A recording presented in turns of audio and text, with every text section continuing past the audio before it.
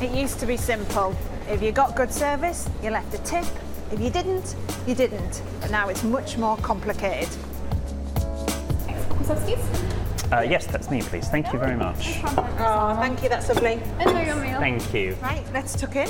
Lovely. Bon appetit. When you are in a restaurant, it can be uncomfortable, can't it, if you're not sure what to do. Why has it changed like that? Why have we become more socially uncomfortable about it? Well, I think we've become more socially uncomfortable about it because we don't know quite now in restaurants who the tip is going to. I think we Brits are very fair about it. We want our tip and our money to go to the lovely person that served us rather than some faceless restaurant owner. Right, I better get the bill. Hi, can I get the bill, please? Thanks.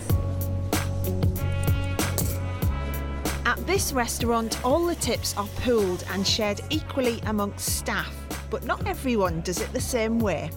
Since 2009, there's been a code of conduct to try and make things clear and fair.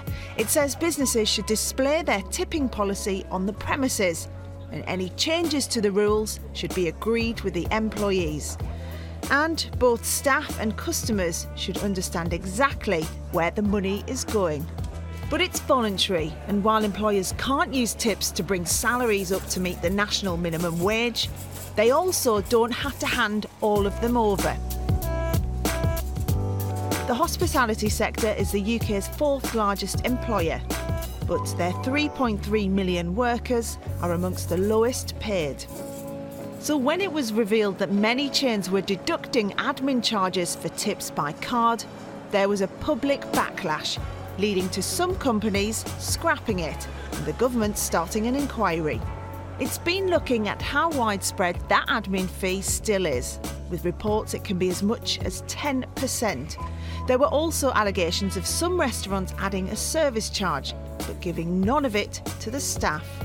And claims of employees made to pay back up to 5% of their sales, even if they made no tips at all.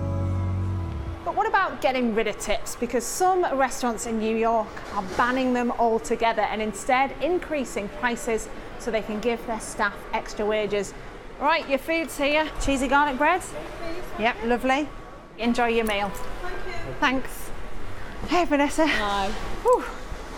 Do you think that tips still motivate staff to give good service, or do you think they're kind of become irrelevant now because people get them nearly all the time, don't they? We find that tips are a really important way of incentivising our staff. So I think if we ban them, it would be a bad thing for the industry. I think the industry would really benefit for some clarity around tipping policies in different organisations. That's not to say everybody has to follow the same policy, but they need to be clear with their guests about what their tipping policy is. Thank you very much for your time, Vanessa. Well, we'll have to see what the government does in a year's time. For now, I'm going to go and see if I've got any tips.